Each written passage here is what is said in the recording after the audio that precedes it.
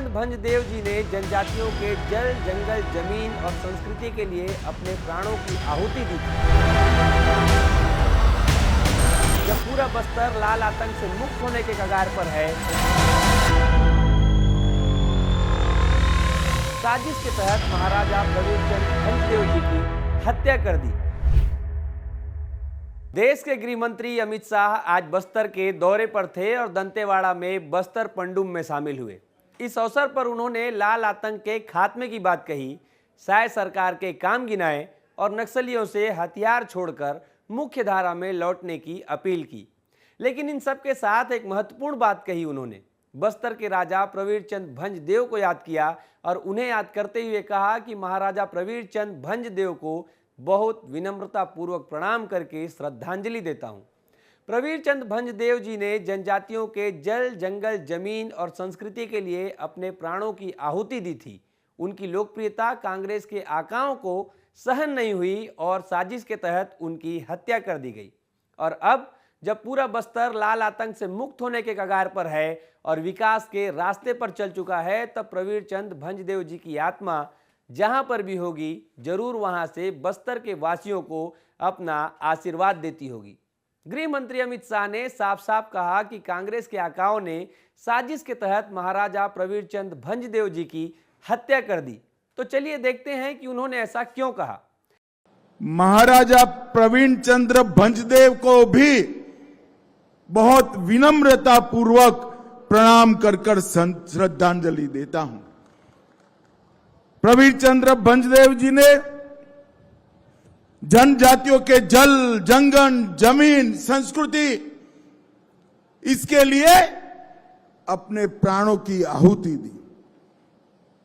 यहां एक प्रजावत्सल राजवी के रूप में उनकी जो लोकप्रियता थी, वो उस वक्त के कांग्रेस के आकाओं को सहन नहीं हुई और साजिश के तहत उनकी हत्या कर दी।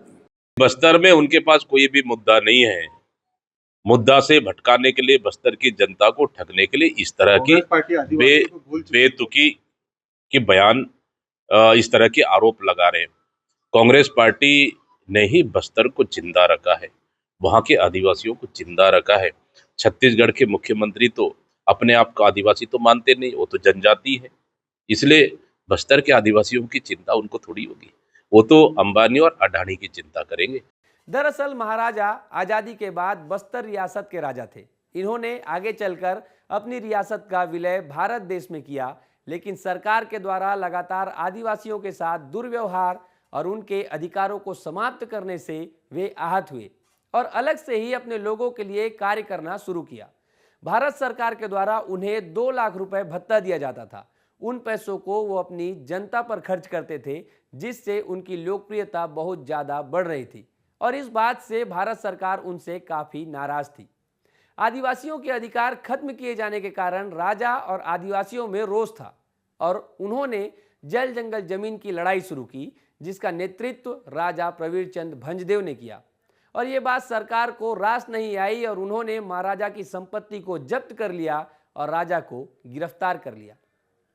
महाराजा प्रवीर चंद भंजदेव की गिरफ्तारी का बस्तर में घोर विरोध हुआ। विरोध इतना भीषण था कि पुलिस और आदिवासी के बीच संघर्ष होने लगा, जिससे कई आदिवासी मारे गए।